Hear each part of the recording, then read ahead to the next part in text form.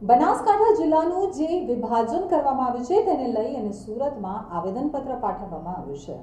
બનાસકાંઠા જિલ્લાના વિભાજનમાં ધાનેરા તાલુકાને વાવ થરાદમાં મૂકવામાં આવ્યું છે। તેને લઈ અને સુરતમાં આવેદનપત્ર આપવામાં આવ્યું હતું। લોકો બેનરો સાથે સુરત કલેક્ટર કચેરીએ પહોંચ્યા હતા અને આવેદનપત્ર આપી રજૂઆત કરી હતી।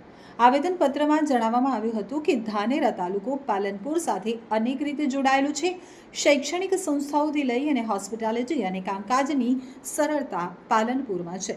ખૂબ જ લાંબુ અંતર અને ભારે અગવડતા વાવ થરાદ સાથે ધાનેરા તાલુકાના લોકોને જણાઈ રહી છે, જેથી સરકાર ધાનેરાની જનતાને લોક લાગણીને માન આપી પુનઃ વિચાર કરે અને ધાનેરાને બનાસકાંઠામાં જ રાખવામાં આવે।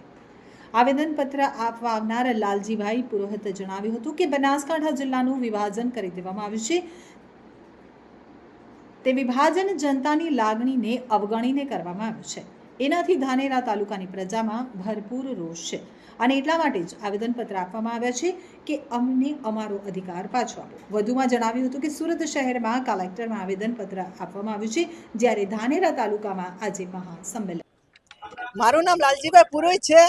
અમે સુરત કલેક્ટર ઓફિસમાં આવેદનપત્ર આપવા આવ્યા છીએ, કારણ કે આજે બનાસકાંઠા જિલ્લાનું જે વિભાજન કરી દેવામાં આવ્યું છે એ વિભાજન જનતાની લાગણીને અવગણીને કરવામાં આવ્યું છે।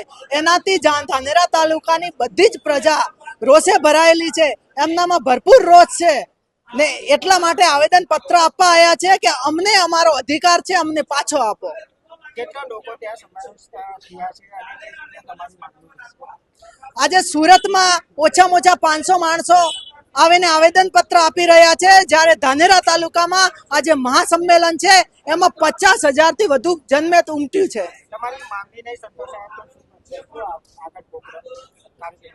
અમારી માંગણી નહીં સંતોષાય તો આવનારી બધા ઇલેક્શનમાં સરકારે ભોગવવાનો વારો આવશે। એક મુખ્ય મુદ્દો છે, કોઈ પણ બીમાર થાય તો કોઈ એમ ના કહે કે મારે થરાદ જવું છે, એ બધા એમ જ કે મારે પાલનપુર જવું।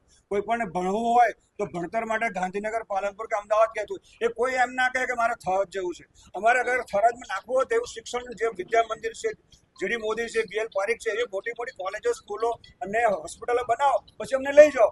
મેઇન વાત એ છે કે અમારે જે સરળ પડે છે, ધાનેરા તાલુકાના અંતરિયાળ ગામો 110 કિલોમીટર 120 કિલોમીટર પડતા હોય છે, એના માટે જો અમારે થરાદ જવું હોય તો ના પોસિબલ નથી। તો અમને દરેક આગેવાનોને વિનંતી કરીએ છીએ કે અમારે આ આંદોલનને, આ જન આક્રોશના આંદોલનને દિલ્હી સુધી પહોંચાડે અને અમારા તાલુકાને પાછો બનાસકાંઠામાં લાવે એવી નમ્ર વિનંતી કરીએ છીએ। તમારી માંગણી નહીં સ્વીકારાય તો શું આગળ? અમારી માંગણી જો નહીં સંતોષવામાં આવે તો અમે ઉપવાસ પર ગાંધીનગર તો જંતર મંતર દિલ્હી જઈશું। દરેક જન સમાજનો આ આક્રોશ છે।